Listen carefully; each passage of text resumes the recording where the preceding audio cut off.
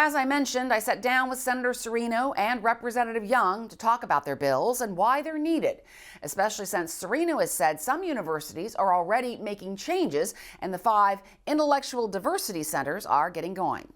Why is this needed? You say some colleges and universities have made some changes here. You've got those 5 intellectual diversity centers. Why this bill? Well, I think it's true that since we announced Senate Bill 83 and as it went through the process in the last General Assembly, many of the aspects in the bill have actually been adopted by some of the universities and community colleges, and that's good because they're seeing the need to make these changes. But I think it's pretty clear that while the civic centers, the 5 civic centers that you're referring to, they're not all up and running yet, but they're in the process of getting there.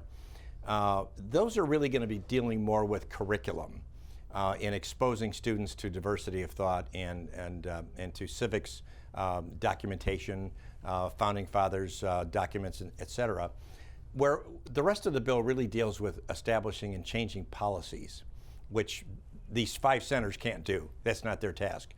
The task of changing policy is with the legislature in coordination and hopefully with cooperation from the boards of trustees. The attention this bill is going to get mostly will center on things like the ban on DEI training programs, the ban on faculty strikes, some of that kind of stuff. But I want to ask you, Representative Young, higher education is important because it trains people to enter the workforce and to go out and function in the real world. So how does this help people do that? Well, diversity. What I believe the bill says to me is that let's get the focus away from DEI and let's focus on true discussion, open discussion, and education to educate our workforce. Because this has been a focus for way too long, in my opinion. And Ohio we need to focus higher ed on just not this, because when we pass this legislation, we need to get back to doing what higher ed does, and that is create intellectual capital. Well, let me stay with you on this. Some critics of DEI programs have said they encourage division and discrimination. So what is the alternative to encourage inclusion and discourage discrimination? Because you don't want certain groups to be discriminated against, right? Well, we do have federal laws on the books that take care of discrimination, and we reference those in the bill, right? So we are in essence putting more a wraparound on a focus that's already taken care of in federal law and state law right now. And like I said, we've created a subchapter, and that subchapter has to do with higher education, and it's unnecessary. Let me ask you, Senator Cirino, there are some changes in the bill that even some critics might think are positive. For instance, 6-year terms for trustees instead of 9 years because there's been a difficulty in finding qualified people willing to serve 9 years. Studying the possibility of a 3-year bachelor's degree. The syllabi being online, which I think a lot of people might support.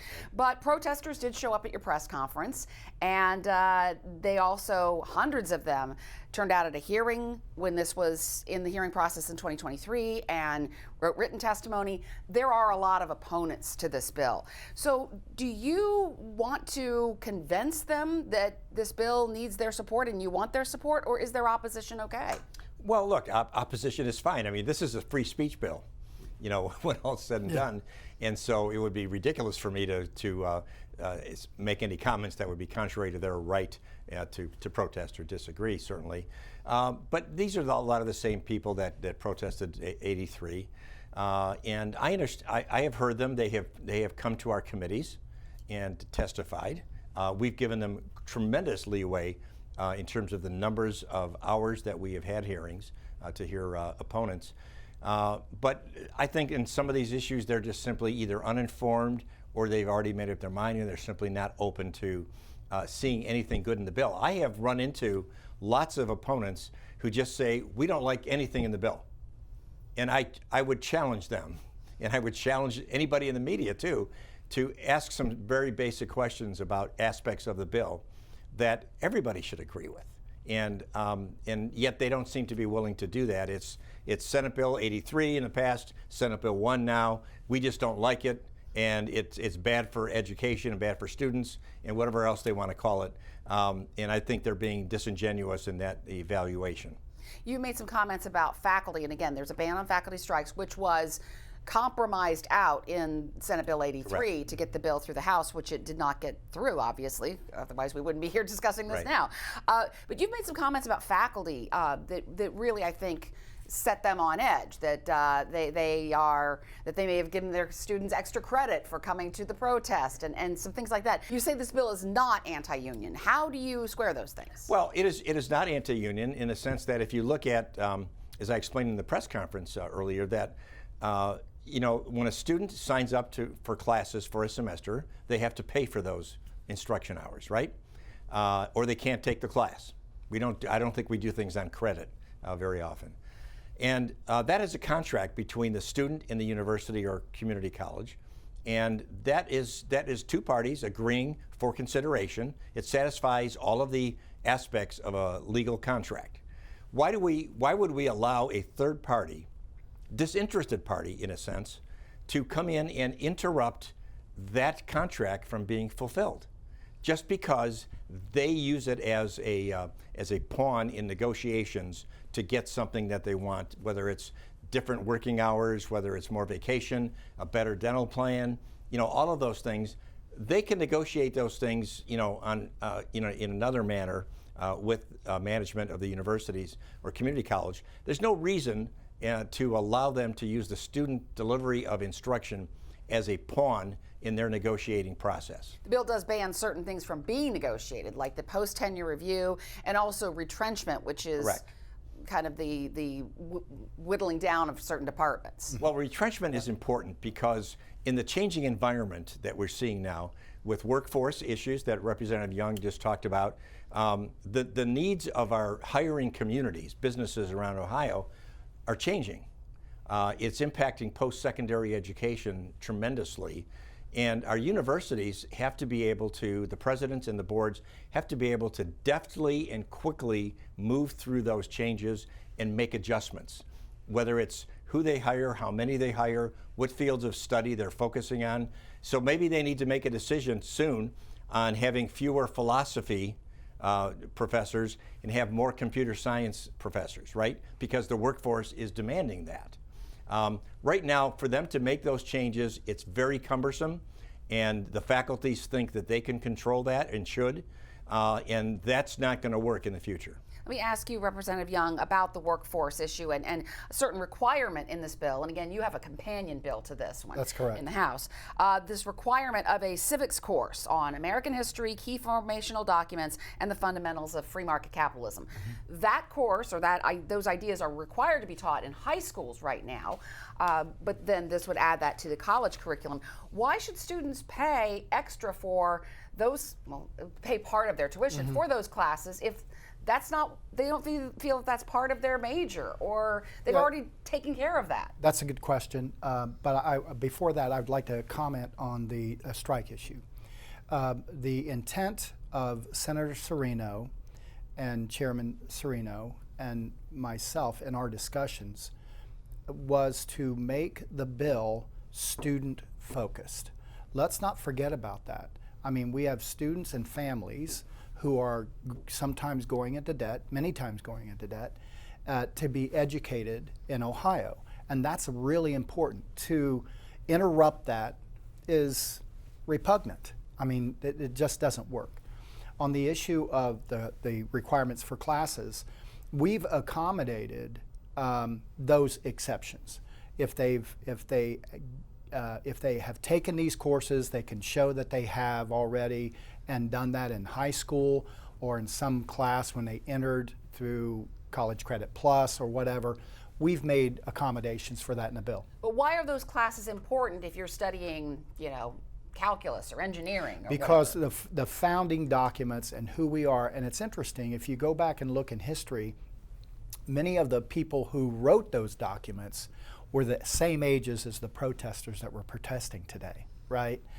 If you go back and research that. It's very important for people today to understand where we came from as a country, how we became a republic, and how meaningful that is, because we make a commitment every time we say the Pledge of Allegiance and sing the national anthem to our country, and they should understand why. Senator Cirino, this bill requires a 5-year cost summary as part of the budget process for the operating budget as well as the capital budget, Right. which those give hundreds of millions of dollars, appropriate hundreds of millions of dollars to colleges around the state. You said in the press conference that that lawmakers have the power of the purse to, when it comes to universities complying if the law passes.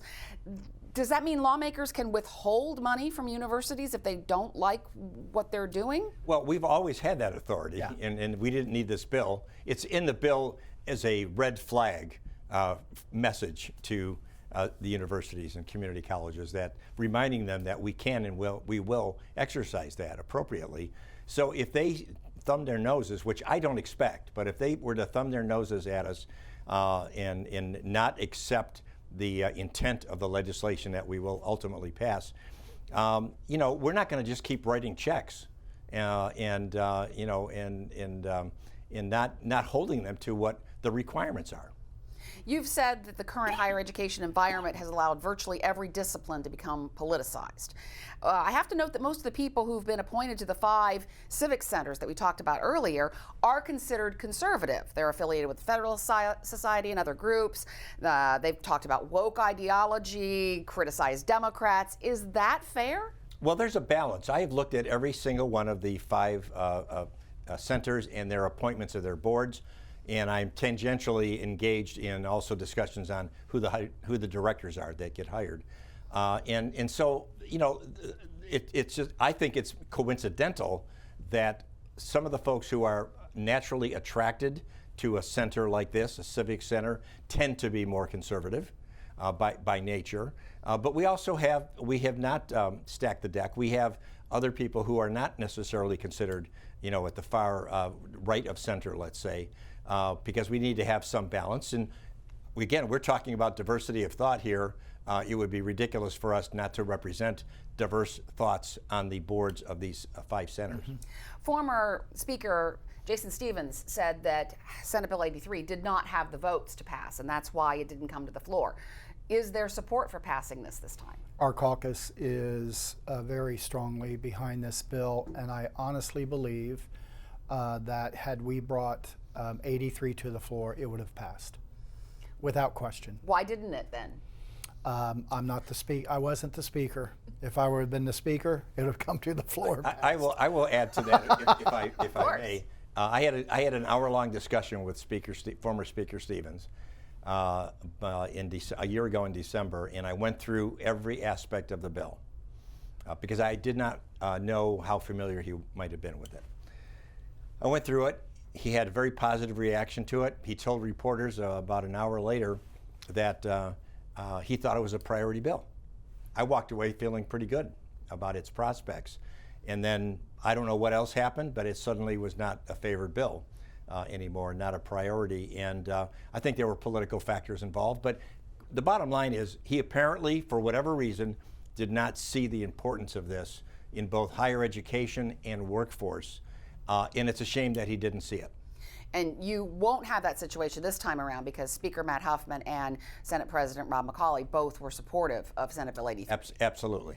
You had said before that there would not be any compromises on this bill. If Senate Bill 83 didn't get through with the compromises it had, you would not be compromising this time. Is there any area on which you are willing to compromise, or do you feel that there's going to be a need for that? Well, as we go through the hearing process in both the Senate and the House, we may find that there were some unintended consequences. It happens all the time in bills, and we will fix those. There's sometimes even very simple technical changes, things that we missed, et cetera, or something that goes against existing revised code. We'll take care of those. That's the normal process. But if your question is, are there any of the major components here that we are willing to take off the table? The answer from my perspective is no. This bill has gone through a hardening process, lots of debate, lots of testimony, and we now know what we need to pass, and this is it. You're likely to get a lot of opposition from labor in Ohio, which of course came out many years ago to oppose Senate Bill 5, and it's reforms or changes on collective bargaining. Are you expecting that kind of pushback from unions and all unions across the board, not just faculty unions? Well, I think the most of the protesting will come from faculty unions, of course. And again, they're not ready to embrace change. They want to operate the way they've been operating for decades in higher education. I understand change is not something that we all embrace easily, but they better figure out how to adapt. And they need to start making one major change, and that is they should think of their students as customers. And when they start to think that, their perspective will change. And finally, I want to ask you both.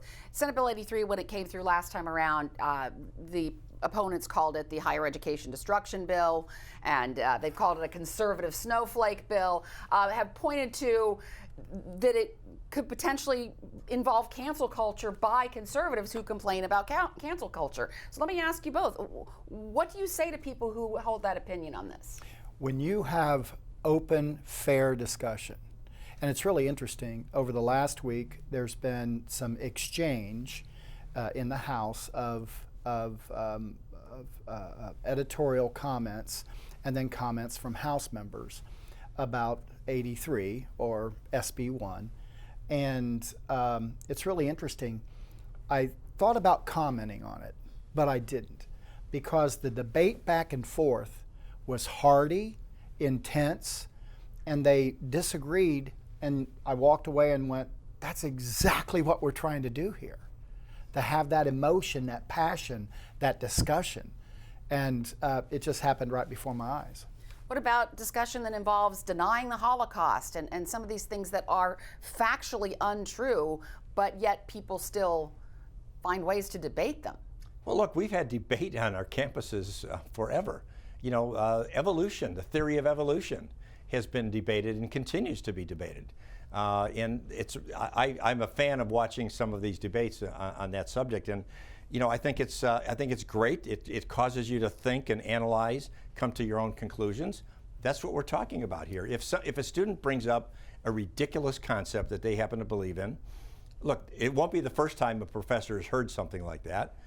There's a professional way to deal with it without obstructing their right to express themselves, even if it's a dumb idea or a dumb concept. What if it's wrong, though? I mean, colleges are there to teach you what is factually correct. Colleges are there to teach students to arrive at the truth. They should be teaching them how to seek the truth, how to analyze all of the various inputs and the facts, and to come to their own conclusion.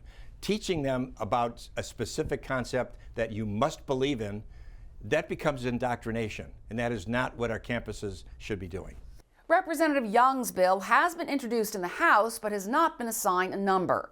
32 bills have been assigned numbers so far in the Senate, including an energy bill, a proposal to lower the income tax rate to a flat 2.75%, and 2 property tax bills, a circuit breaker for a refundable income tax credit or rebate when property taxes or rent exceed 5% of a person's income, and a tax on high-volume landlords. There's also a bill requiring retailers to allow cash transactions and a ban on tanning beds for minors under 16 years old.